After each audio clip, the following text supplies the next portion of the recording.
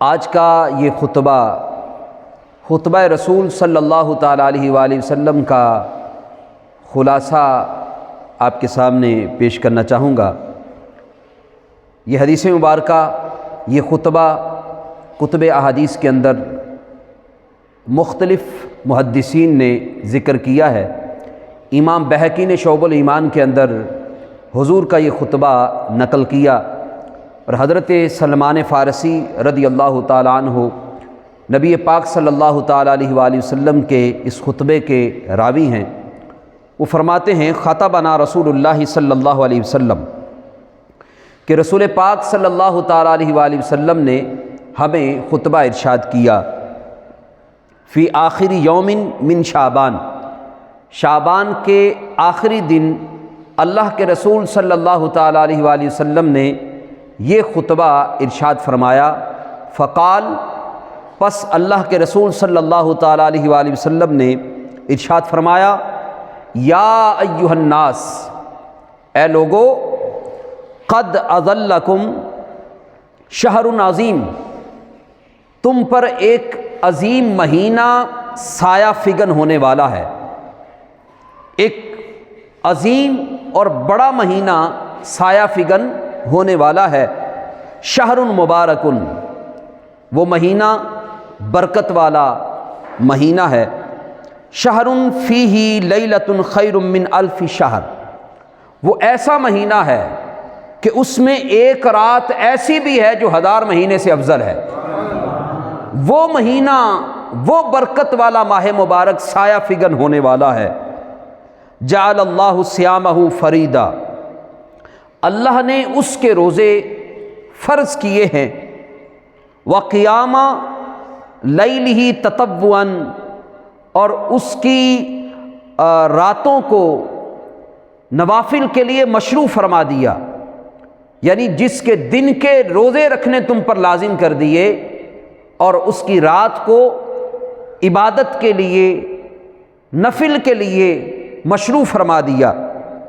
من تقرب فیہ بخصلۃ من الخیر، اور جو اس ماہ مبارک کے اندر کوئی نیک کام کرتا ہے، نیکی کا کام کرتا ہے، اس کا وہ نیک کام کرنا جو شریعت کی طرف سے لازم نہیں ہے۔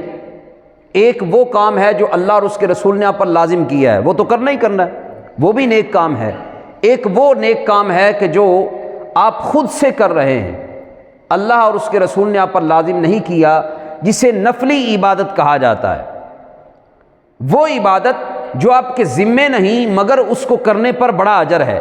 تو حضور فرماتے ہیں کان کمن ادا فریدۃ فیما سوا، کہ جو شخص اس ماہ مبارک کے اندر کوئی نفلی عبادت کرتا ہے، کوئی نیک کام کرتا ہے جو اللہ اور اس کے رسول کی طرف سے لازم نہیں ہے، فرائض کے علاوہ، واجبات کے علاوہ نفلی عبادات کرتا ہے، نیکی کا کام کرتا ہے، تو وہ ایسے ہی ہے جس طرح اس نے دوسرے مہینوں میں فرض کی ادائیگی کی ہے۔ یعنی اس ماہ مبارک کے اندر نفل پڑھنے والے کو اللہ تعالیٰ فرض جیسا ثواب عطا فرماتا ہے۔ پھر فرمایا ومن ادا فیہ فریدۃ کان کمن ادا 70 فریدہ فیما سوا، اور جو شخص اس ماہ مبارک کے اندر فریضہ ادا کرتا ہے، فرض ادا کرتا ہے، اس عبادت کو بچا لاتا ہے جو اللہ اور اس کے رسول نے اس پر لازم کی ہے۔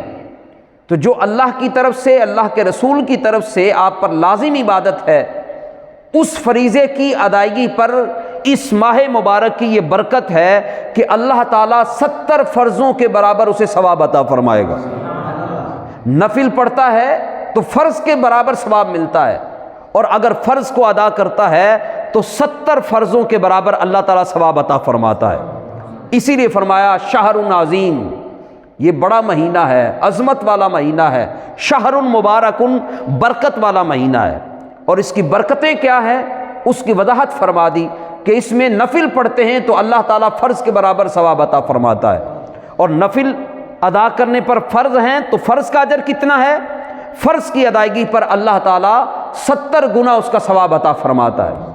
ایسے ہی ہے جیسے اس نے 70 فرائض دوسرے مہینوں میں ادا کیے، اس مہینے میں ایک مرتبہ کرنے پر اتنا اللہ اجر عطا فرماتا ہے۔ پھر آگے حضور نے فرمایا وَهُوَ شَهْرُ الصَّبْرِ، یہ صبر کا مہینہ ہے۔ انسان صبح سے لے کر شام تک بھوکا پیاسا ہوتا ہے، تو یہ صبر کا مہینہ ہے۔ صبر کرنے والوں کے لیے اللہ نے اس کو مشروع کیا ہے۔ اور صبر کا ثواب کیا ہے؟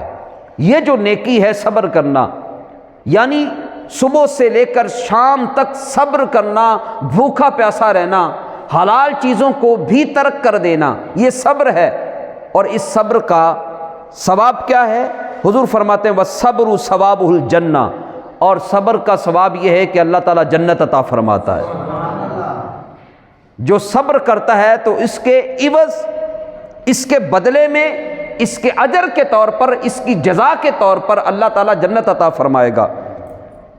پھر حضور فرماتے ہیں، یہ خطبہ رسول آپ کے سامنے پڑھ رہا ہوں، وہ کلمات طیبات جو زبان رسالت سے نکلے، وہ کلمات آپ کے سامنے پیش کر رہا ہوں۔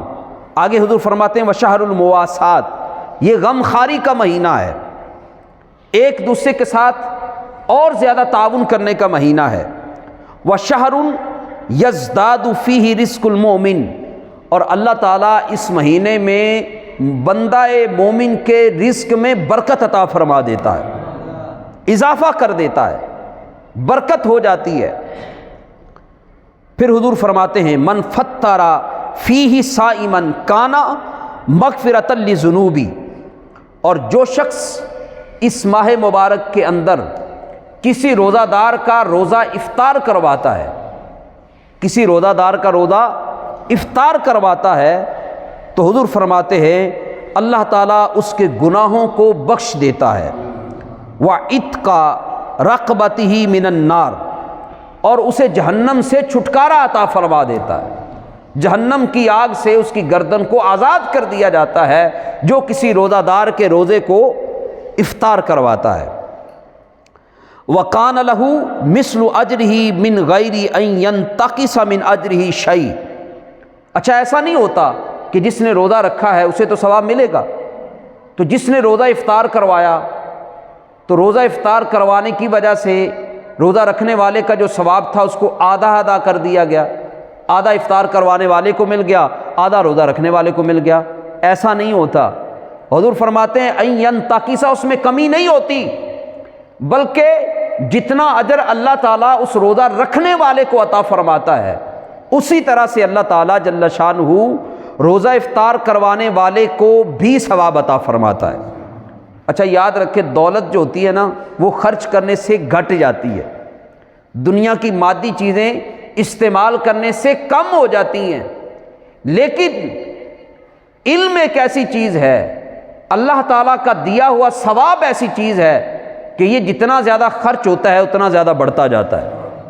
بات سمجھ میں آئی؟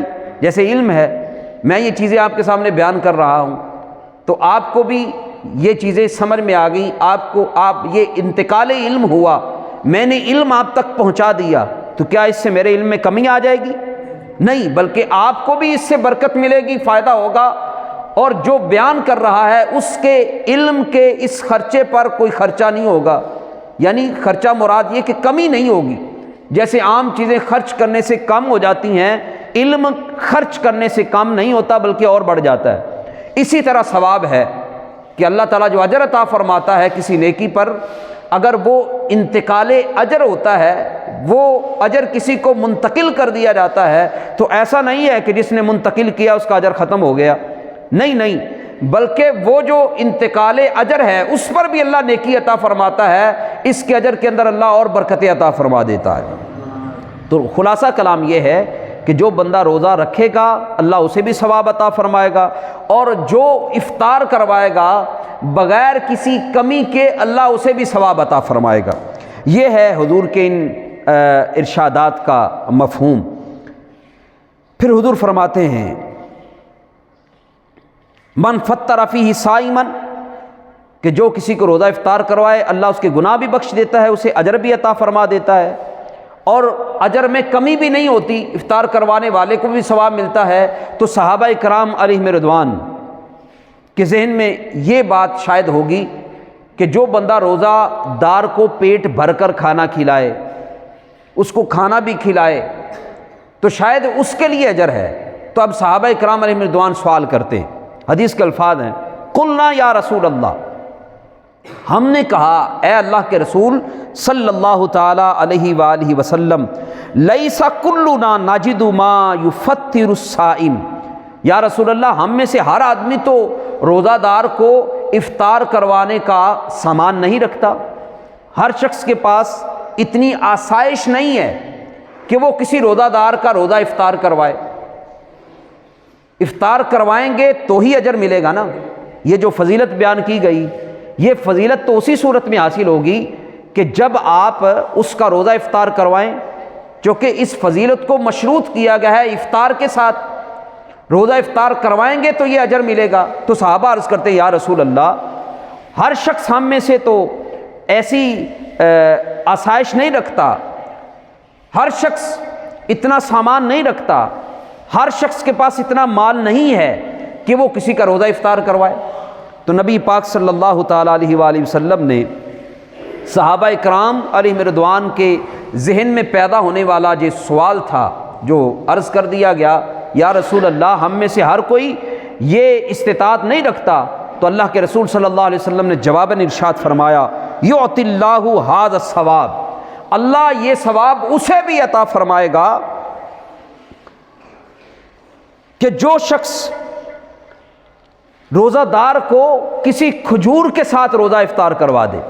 من فطر صائما علی تمرۃ، ایسا نہیں ہے کہ یہ جو میں نے ثواب کا بیان کیا ہے، جو اجر کا بیان کیا ہے، یہ اس کے لیے ہے کہ وہ پیٹ بھر کر کھانا کھلائے، نہ حضور فرماتے ہیں من فطر صائما علی تمرۃ، اگر کوئی شخص کسی روزہ دار کو ایک کھجور کے ساتھ روزہ افطار کروا دے، یا پھر او شربت مائن، یا پانی کے ایک گھونٹ کے ساتھ روزہ افطار کروا دے، او مسقط لبن، یا دودھ کے ایک گھونٹ کے ساتھ روزہ افطار کروا دے، اللہ یہ اجر اسے بھی عطا فرمائے گا۔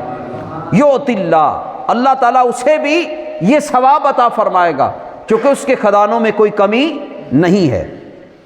پھر اللہ کے رسول علیہ الصلوۃ والسلام نے اس ماہ مقدس کی عظمت کو اور واضح کیا اور فرمایا وَهُوَ شَهْرٌ، یہ ایسا مہینہ ہے اولہ رحمت، اس کا اول رحمت ہے۔ اول سے مراد کے پہلا عشرہ، اس مہینے کے حضور نے 3 حصے بیان فرمائے، اول، اوسط اور آخر۔ تو 3 مہینے کے جب یہ 3 حصے، ایک مہینے کے جب 3 حصے کریں گے تو ایسی صورت میں پہلا عشرہ، دوسرا عشرہ اور تیسرا عشرہ بنے گا، یعنی پہلے 10 دن، پھر بعد کے 10 دن، اور اس کے بعد 9 یا 10 دن۔ تو حضور فرماتے ہیں وَهُوَ شَهْرٌ، یہ وہ مہینہ ہے اولہ، اس کا اول رحمت ہے، وَأَوْسَطُهُ مَغْفِرَةٌ، اور اس کا وسط، اس کا درمیانی عشرہ وہ مغفرت ہے، وَآخِرُهُ عِتْقٌ مِّنَ النَّارِ، اور اس کا آخری عشرہ وہ جہنم سے چھٹکارے والا عشرہ ہے۔ اب پہلا اس کا عشرہ رحمت والا ہے، اس سے کیا مراد ہے؟ بھئی عام روٹین کے اندر ہم سال کے اندر نمازیں کتنی پڑھتے ہیں؟ 5 پڑھتے ہیں نا، پنجگانہ نمازیں ہوتی ہیں، لیکن رمضان آتا ہے تو نمازیں بھی بڑھ جاتی ہیں، نماز تراویح بھی اس میں آ جاتی ہے، اور صبح سحری کے وقت بھی ہمیں تہجد پڑھنے کا موقع مل جاتا ہے۔ پھر اسی طرح دن بھر حالت عبادت میں گزارنا، یعنی روزے کے ساتھ گزارنا، یہ اللہ تعالیٰ کی رحمت نہیں ہے تو اور کیا ہے؟ تو عام جو دن ہے اس سے بڑھ کر اس ماہ مبارک کے اندر انسان دن میں روزہ رکھتا ہے، رات کو نماز عشاء پڑھنے کے ساتھ ہی وہ نماز تراویح کے لیے بھی کھڑا ہو جاتا ہے۔ تو جب بندہ روزہ رکھتا ہے، اللہ کی عبادت کرتا ہے، اس کے حضور کھڑا ہو جاتا ہے، قیام میں رکوع اور سجدہ کرتا ہے، تو کیا اللہ کی رحمتوں کا نزول نہیں ہوتا؟ تو گویا کہ اس کا آغاز ہوتا ہے تو اللہ کی رحمتیں چھما چھم برسنا شروع ہو جاتی ہیں۔ اسی لیے فرمایا گیا اولہ رحمت، اس کا پہلا عشرہ رحمت ہے۔ پھر فرمایا گیا وَأَوْسَطُهُ مَغْفِرَةٌ، اور اس کا وسط مغفرت ہے، اس میں کثرت سے استغفار کرنا چاہیے۔ اور اس کا آخر جہنم سے چھٹکارے والا ہے۔ وآخرہ عتق من النار، اللہ تعالیٰ سے جہنم سے آزادی کی دعا کرتے رہنا چاہیے۔ اور اگر کسی کو دخول جنت کا مژدہ مل گیا اور جہنم سے چھٹکارے کی نوید سنا دی گئی تو اس سے بڑھ کر اور کون سی بات ہو سکتی ہے؟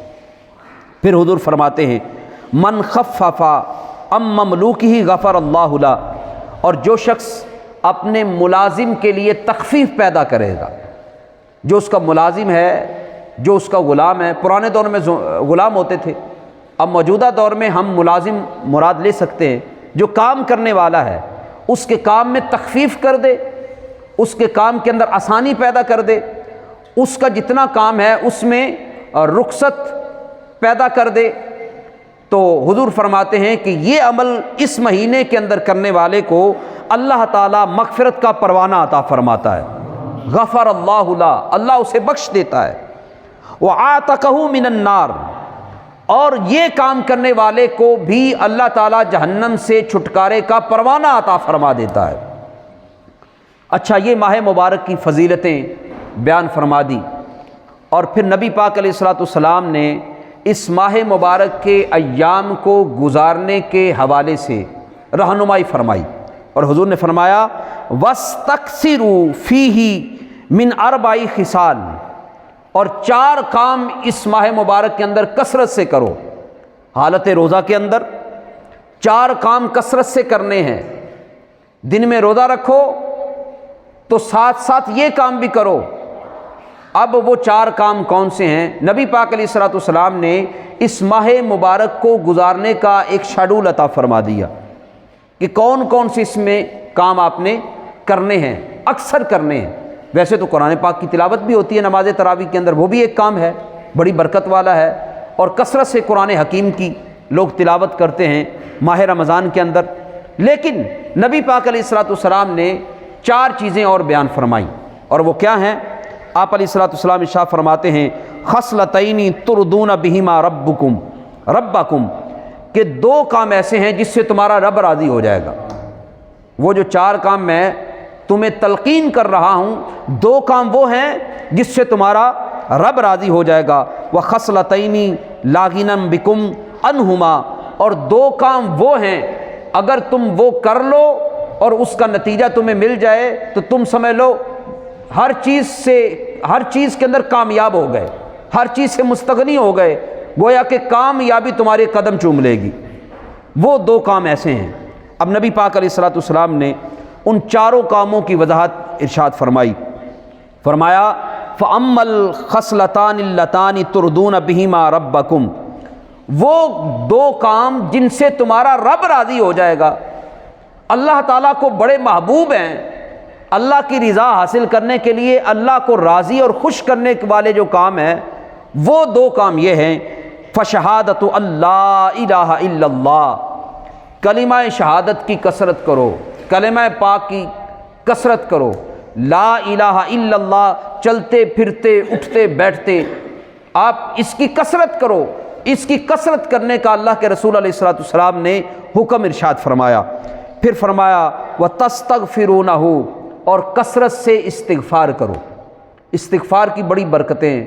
جو لوگ یہ شکایت کرتے ہیں نا کہ روزی میں کمی ہے، یا کاروبار بڑے ٹھنڈے پڑے ہیں، یا کاروبار کے حوالے سے کافی مطلب کہ ٹینشن ہے، تو وہ لوگ استغفار کریں۔ جو بندہ استغفار کرتا ہے اللہ تعالیٰ اس کے رزق میں برکت عطا فرما دیتا ہے، اور یہ عام دنوں میں بھی کیا جا سکتا ہے۔ استغفار کی برکت سے رزق میں برکت ہوتی ہے، بڑا مجرب نسخہ ہے، اور میرا الحمدللہ یہ آزمایا ہوا ہے، اور دیگر روایات کے اندر اس کا تذکرہ موجود ہے۔ بہرحال حضور نے فرمایا کہ 2 کام رمضان المبارک میں بالخصوص اللہ کو بہت زیادہ محبوب ہے، اور یہ کام تم نے کرنے ہیں، یہ کرو گے تمہارا رب تم سے راضی ہو جائے گا۔ ایک تو لا الہ الا اللہ، اس کی کثرت کرو، اور دوسرا استغفار کرو، یعنی استغفر اللہ استغفر اللہ استغفر اللہ، اس کی کثرت کرتے رہو۔ یہ دونوں کام اللہ تعالیٰ کو بڑے محبوب ہیں۔ پھر حضور نے فرمایا وَأَمَّا اللَّتَانِ لَا غِنًى بِكُمْ عَنْهُمَا، اور وہ 2 کام جو تمہارے لیے بہت بہتر ہیں، فَتُسْأَلُونَ اللَّهَ الْجَنَّةَ، پس تم اللہ سے جنت کا سوال کرو، وَتَعُوذُونَ بِهِ مِنَ النَّارِ، اور جہنم سے چھٹکارے کے حوالے سے اللہ کے دربار میں التجا کرو، جہنم سے چھٹکارا مانگو اور جنت کا اللہ تعالیٰ سے سوال کرو۔ یہ دو کام بھی اللہ کو بڑے محبوب ہیں، لیکن اس میں فائدہ تمہارا ہے۔ بات سمجھ میں آ رہی ہے؟ یعنی دو کام وہ ہیں کہ جن کے کرنے پر اللہ تعالیٰ تم سے بہت خوش ہوتا ہے، وہ لا الہ الا اللہ اور استغفر اللہ، اور وہ کام جس سے تمہیں بہت زیادہ فائدہ ہوگا۔ ویسے تو یہ کلمات پڑھنے سے بھی ہمیں فائدہ ہوگا، اللہ تعالیٰ ثواب عطا فرمائے گا، وہ راضی ہو جائے، رب راضی تے جگ راضی، وہ راضی ہو جائے تو پھر کیا چاہیے۔ لیکن بالخصوص جس کے فوائد ہمیں ملیں گے کہ جنت اگر مل گئی تو ظاہر سی بات ہے موجیں ہی موجیں، جہنم سے چھٹکارا مل گیا تو اس سے بڑھ کر اور کیا چاہیے۔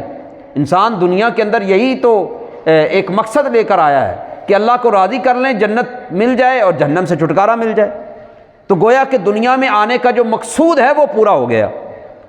تو وہ مقصود پورا ہونے کے لیے دو چیزیں حالت روضہ کے اندر کرو، اس ماہ مبارک کے اندر کرو، اور کیا فرمایا کہ اللہ تعالیٰ سے جنت کا سوال کرو اور جہنم سے بچنے کی التجا کرو۔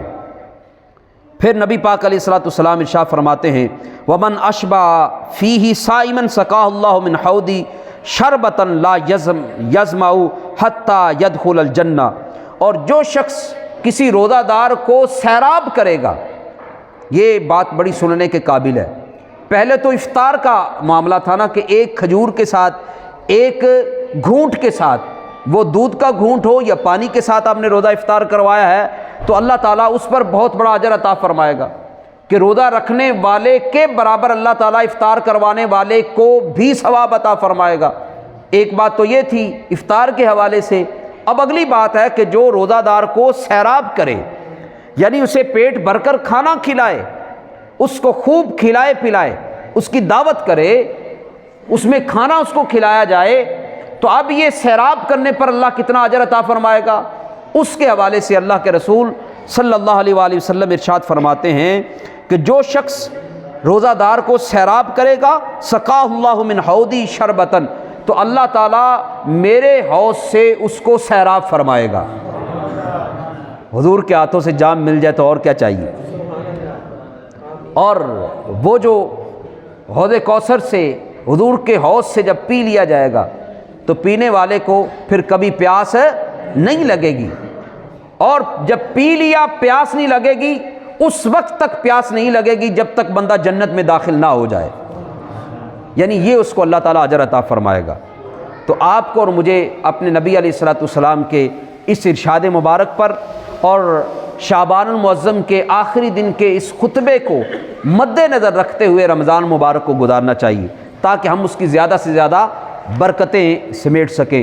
اللہ تعالیٰ آنے والے ماہ مبارک کو ہمارے لیے بابرکت بنا دے اور اس کی قدر کرنے کی توفیق عطا فرمائے، اور ہمارے نبی علیہ الصلوۃ والسلام کا یہ جو خطبہ ہے، اس خطبہ مبارک کو سامنے رکھتے ہوئے اس میں جو فضائل بیان کیے ہیں اس کے مطابق رمضان المبارک کی برکتیں سمیٹنے والا بنا دے۔ وآخر دعوایا ان الحمد للہ رب العالمین۔